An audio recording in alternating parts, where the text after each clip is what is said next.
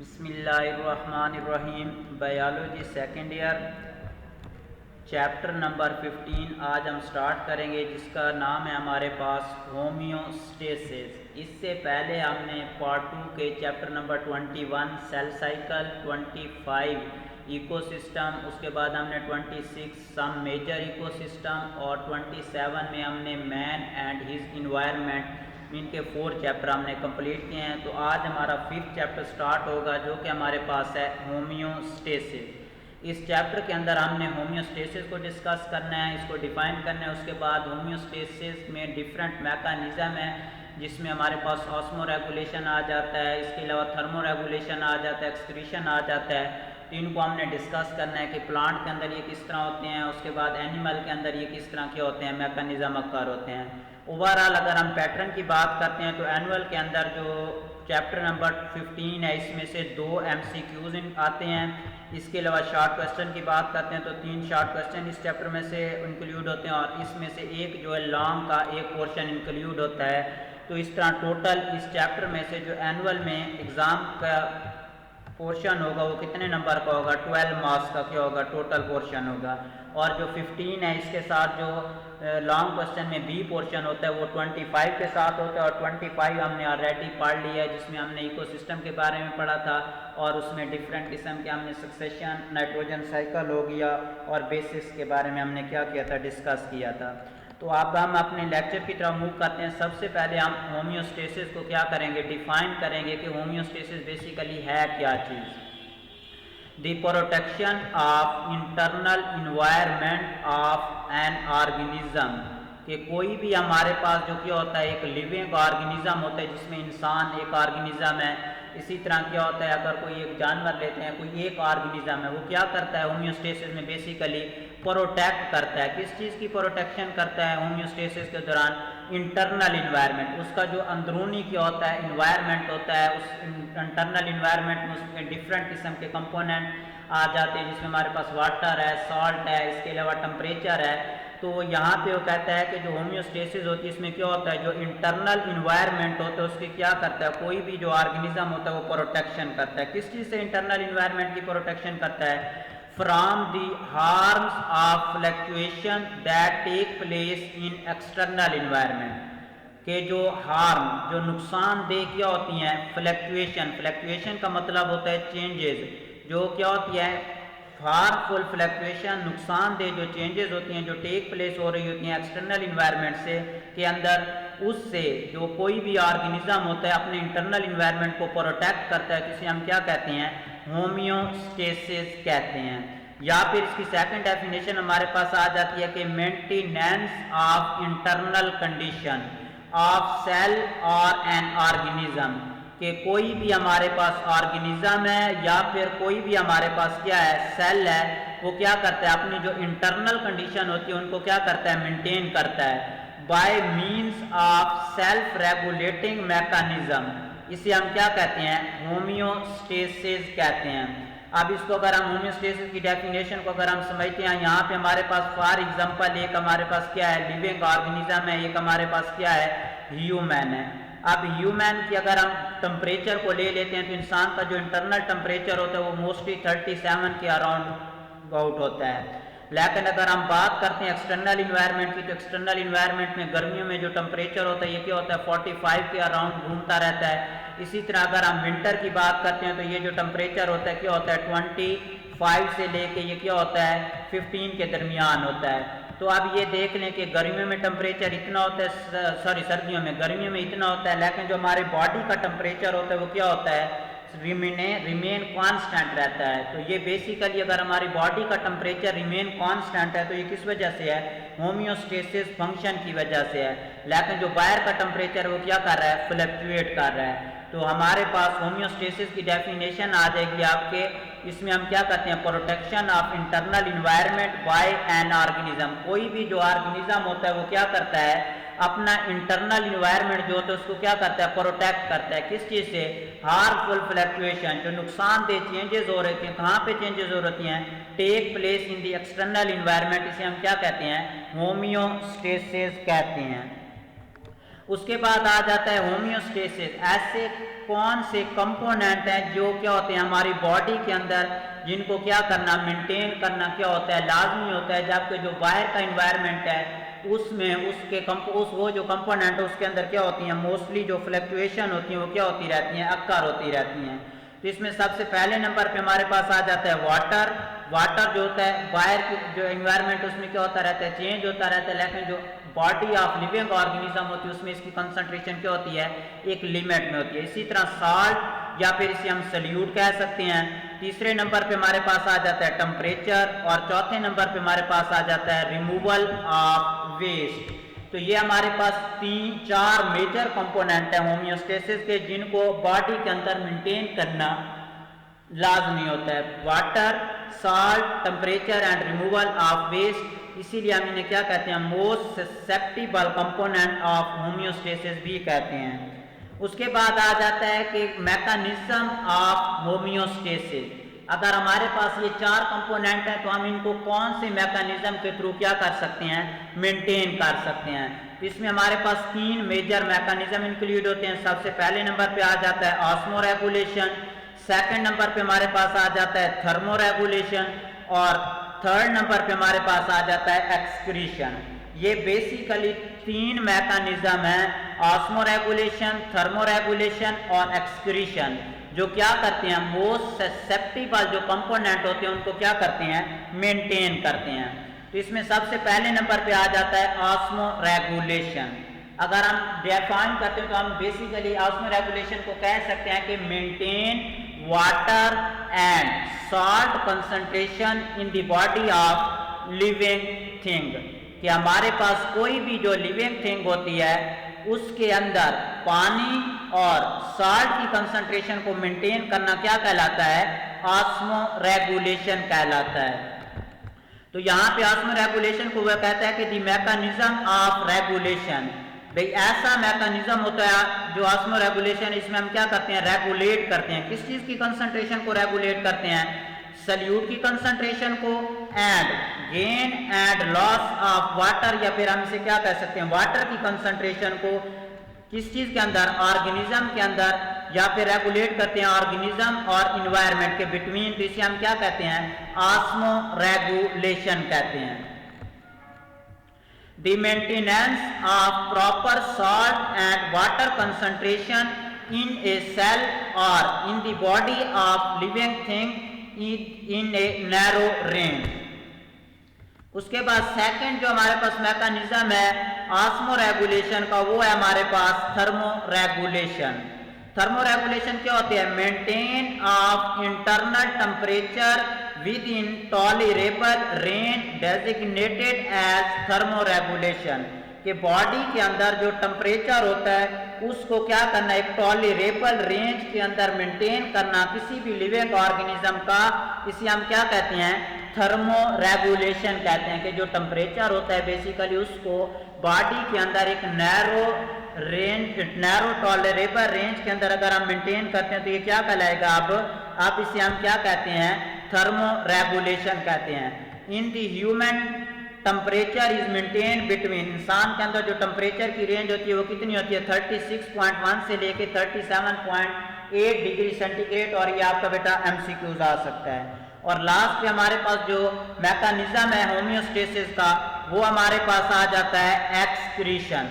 Excretion क्या होता है, ऐसा मैकेनिज्म होता है जिसमें हम क्या करते हैं, एलिमिनेट करते हैं, बाहर निकालते हैं, या रिमूवल जिसे हम कह सकते हैं। किस चीज को हम एलिमिनेट करते हैं या रिमूव करते हैं, metabolic waste. What are metabolic waste, living thing के अंदर डिफरेंट किस्म के केमिकल रिएक्शंस होते हैं। अब इन केमिकल रिएक्शंस के दौरान मुख्तलिफ किस्म के सब्सटेंस प्रोड्यूस होते हैं, जिसमें हमारे पास अमोनिया, यूरिया, यूरिक एसिड आ जाता है, ऑर्गेनिक इनऑर्गेनिक कंपाउंड आ जाते हैं। इसके अलावा कार्बन डाइऑक्साइड, वाटर, ऑक्सीजन वगैरह आ जाती है। तो वो कहता है कि ऐसा मैकेनिज्म है जिसमें हम क्या करते हैं, एलिमिनेट करते हैं मेटाबॉलिक वेस्ट को from the body of living things. अब इसमें मेटाबॉलिक वेस्ट में वो कहता है कि स्पेशली हमारे पास कौन से होते हैं, नाइट्रोजनस वेस्ट, जिसमें हमारे पास urea, uric acid, ammonia, creatinine, uric acid आ जाता है। इसके अलावा प्योरीन और पैरामिडीन की स्मॉल क्वांटिटी आ जाती है। Internal environment and it's component change continuously. वो कहता है कि जो हमारा एक्सटर्नल इन्वायरमेंट होता है इसके क्या होते हैं, इन्वायरमेंट और इसके कंपोनेंट कंटिन्यूसली चेंज होते रहते हैं। ऑर्गेनिज्म रेजिस्ट, लेकिन वो कहता है कि जो ऑर्गेनिज्म होता है वो रेजिस्ट करता है एंड मैनेज करता है चेंजेस को by taking adjustment to keep internal fluctuation within narrow range. उसके बाद आ जाता है what are the importance of homeostasis, कि होम्योस्टेसिस की क्या अहमियत है। Homeostasis keep the internal fluctuation in a narrow range within various control system as compare to wider external environment. कि जो होम्योस्टेसिस होता है ये क्या करता है, जो इंटरनल सिस्टम होता है या इंटरनल क्या होते हैं बेटा हमारे पास फ्लक्चुएशन होती है उनको कम से कम चेंज करता है। किस चीज़ के थ्रू, बेसिकली एनिमल के अंदर या कोई भी ऑर्गेनिज्म होता है उसके अंदर कंट्रोल सिस्टम होता है जो एक्सटर्नल चेंजेस तो होती हैं लेकिन जो इंटरनल चेंजेस होती है उसको क्या करता है, मिनिमम से मिनिमम रेंज में रखता है। उसके बाद वो कहता है कि जो होम्योस्टेसिस होती है is the central requirement in maintenance of an organism which make adaptation in the constant changes condition and contribute in evolutionary processes। उसके बाद आ जाता है कंट्रोल सिस्टम। हमारी बॉडी के अंदर जो डिफरेंट किस्म के होम्योस्टेसिस मैकेनिज्म होते हैं, फॉर एग्जांपल थर्मोरेगुलेशन है, इसी तरह ऑस्मो रेगुलेशन है या फिर क्या एक्सक्रीशन है, तो इसको एक सिस्टम है जो कंट्रोल करते हैं और उस सिस्टम को हम क्या कहते हैं, कंट्रोल सिस्टम कहते हैं। अब यहाँ पे वो कहते हैं कि control system have been acquired for variety of homeostatic for regulation. के होम्योस्टेसिस जो मैकेनिज्म होते हैं उनकी रेगुलेशन के लिए जो हमारी या लिविंग थिंग कोई भी है उसकी बॉडी के अंदर कंट्रोल सिस्टम मौजूद होता है। The living control system work exactly on the mechanism of physical system।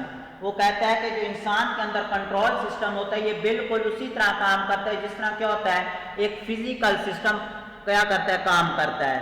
अब फिजिकल सिस्टम क्या होता है और इंसान के अंदर या कोई भी लिविंग थिंग है उनके अंदर जो कंट्रोल सिस्टम होता है वो क्या है।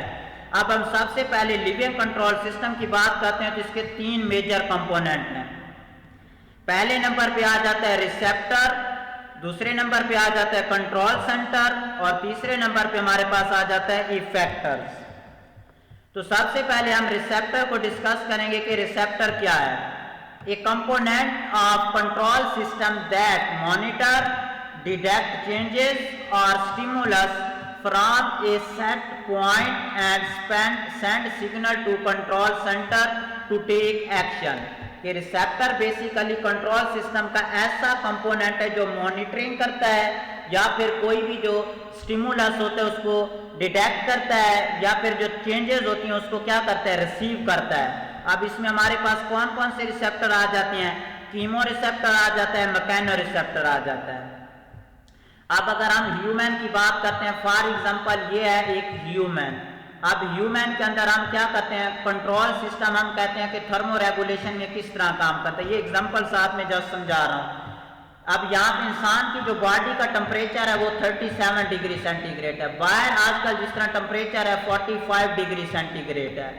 तो सबसे पहले हमारे पास रिसेप्टर आता है। तो रिसेप्टर बेसिकली क्या होता है, ऐसा कंपोनेंट है कंट्रोल सिस्टम का, कंट्रोल सिस्टम इस ह्यूमन के अंदर मौजूद है जो थर्मो रेगुलेशन को कंट्रोल करता है। तो ये डिटेक्ट करेगा चेंजेस। अब इस चेंजेस मीन के बाहर टेम्परेचर 37 से प्लस 45 है तो कौन सी चीज डिटेक्ट करेगी, स्किन जो होती है हमारे पास यहाँ पे किस चीज का रोल अदा करती है, रिसेप्टर का अदा करती है। तो यहाँ पे आपके सामने रिसेप्टर की वाज़ेह हो गया होगा, कंट्रोल सिस्टम का ऐसा कंपोनेंट है जो चेंजेस को डिटेक्ट करता है या स्टिमुलस को क्या करता है, डिटेक्ट करता है। अब है control centre, component of control system which issue order, जो क्या चीज करता है, ऑर्डर करता है, इशू करता है किस चीज को, ऑर्डर को, हुक्म जारी करता है टू द इफेक्टर, और effector according to change received from the receptor. अब कंट्रोल सेंटर में हमारे पास ब्रेन एंड स्पाइनल कार्ड आ जाएगा। यहाँ पे बाहर टेम्परेचर 45 है, स्किन ने रिसीव किया, इसने फौरन पैगाम भेजा दिमाग को, दिमाग ने क्या किया या ब्रेन ने क्या किया, इसके ऊपर सोच विकार की और उसको बाद इसने क्या किया, हुक्म जारी कर दिया किस चीज को, इफेक्टर को। अब इफेक्टर कौन से आर्गन होते हैं, ये कंपोनेंट ऑफ कंट्रोल सिस्टम होता है विच शो रिस्पॉन्स, जो क्या करते हैं, रिस्पॉन्स शो करते हैं according to stimulus order by control centre. इसमें हमारे पास मसल या हार्मोन इंक्लूड होते हैं। अब बाहर का टेम्परेचर 45 है, हमने अपने बॉडी का टेम्परेचर को 37 पे रखना है, तो ब्रेन क्या करता है, स्वेट ग्लैंड उनको ऑर्डर करता है कि चलो भाई आप क्या करो, पसीना स्वेट रिलीज करो। जब स्वेट रिलीज होगा तो एवेपोरेशन का प्रोसेस होगा, एवेपोरेशन का प्रोसेस कूलिंग काज करता है, और जब कूलिंग होगी तो बाहर का टेम्परेचर बेशक क्या होता है 30-45 तक है, लेकिन जब कूलिंग एवेपोरेशन का प्रोसेस होगा तो हमारी बॉडी का टेम्परेचर जो होता है ये 37 के नियर अबाउट क्या करेगा, मूव करेगा। तो ये है हमारे पास कंट्रोल सिस्टम किस तरह क्या करता है, वर्क करता है टू मेंटेन दी, किस चीज को मेंटेन करने के लिए, होम्योस्टेसिस फंक्शन को।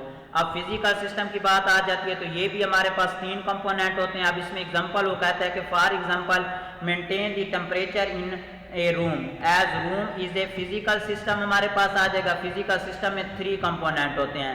सेंसर होता है जो मॉनिटर करता है किस चीज को, या डिटेक्ट करता है टेम्परेचर को, चेंज इन सेट पॉइंट। तो इसमें हमारे पास सेंसर क्या चीज आ जाएगा, जो रूम के टेम्परेचर को क्या करेगा, मेजर करता है, वो है thermometer.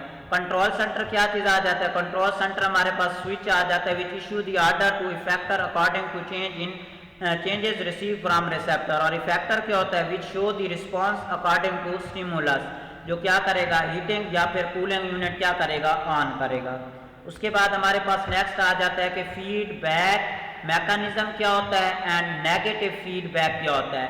A mechanism which is itself control by its own product, ऐसा मैकेनिज्म जिसको क्या करता है, कोई भी ऑर्गेनिज्म खुद ब खुद प्रोडक्ट प्रोड्यूस करके कंट्रोल करता है, या फिर a process in which level of one substance, एक जो सब्सटेंस होता है उसके लेवल को इन्फ्लुएंस किया जाता है लेवल ऑफ अदर सब्सटेंस, तो इसे हम क्या कहते हैं, फीडबैक मैकेनिज्म कहते हैं। नेगेटिव फीडबैक मैकेनिज्म क्या होता है, in this process there is inverse effectors response. इसमें क्या होता है, बेसिकली जो इफेक्टर होते हैं वो क्या करते हैं, इनवर्स रिस्पॉन्स शो करते हैं। जिस तरह अभी आपने देखा कि जो स्किन है उसने बाय टेम्परेचर था हाई टेम्परेचर मीन के 45 था, और उसके बाद जब इफेक्टर जो थे उन्होंने क्या किया, टेम्परेचर को लो करने के लिए स्वेट रिलीज किया। तो ये क्या है, इनवर्स रिस्पांस है। तो इस तरह का जो रिस्पांस होता है इसे हम क्या कहते हैं, नेगेटिव फीडबैक कहते हैं।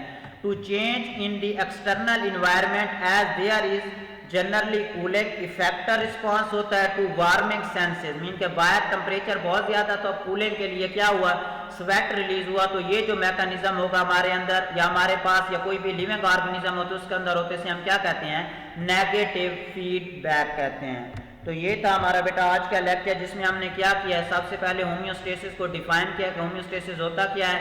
होम्योस्टेसिस में हमने कहा कि ऐसा मैकेनिज्म होता है जिसमें हम इंटरनल इन्वायरमेंट ऑर्गेनिज्म, कोई भी ऑर्गेनिज्म होता है उसका इंटरनल इन्वायरमेंट हम क्या करते हैं, कंट्रोल करते हैं, रेगुलेट प्रोटेक्ट करते हैं, जबकि एक्सटर्नल इन्वायरमेंट में क्या होती हैं, चेंजेस अकर हो रही थी और उनसे क्या करना है, प्रिजर्व करना है। होम्योस्टेसिस में जो मोस्ट ससेप्टिबल कंपोनेंट है जो हमने रेगुलेट करने होते हैं या कोई भी लिविंग ऑर्गेनिज्म होता है उसकी बॉडी ने कंट्रोल करने होते हैं, water, salt, temperature, removal of waste. तीसरे नंबर पे आ जाता है मैकेनिज्म ऑफ होम्योस्टेसिस। 3 मैकेनिज्म है, osmoregulation, thermoregulation, excretion. Osmoregulation में हम वाटर और सॉल्यूट की कंसंट्रेशन को मेंटेन करते हैं। थर्मो रेगुलेशन में हम टेम्परेचर बॉडी का क्या करते हैं, मेंटेन करते हैं, जबकि एक्सटर्नल टेम्परेचर चेंज होता रहता है। ह्यूमन का जो टेम्परेचर की रेंज है 36.1 से लेके 37.8 है। उसके बाद एक्सक्रीशन में हम रिमूवल या एलिमिनेशन करते हैं मेटाबॉलिक वेस्ट की फ्रॉम द बॉडी। उसके बाद आ जाता है इंपॉर्टेंस में हम क्या करते हैं, जो होम्योस्टेसिस इंटरनल फ्लक्चुएशन होती है उनको हम क्या करते हैं, प्रिजर्व करते हैं, जबकि एक्सटर्नल क्या होती हैं, चेंज होती रहती हैं।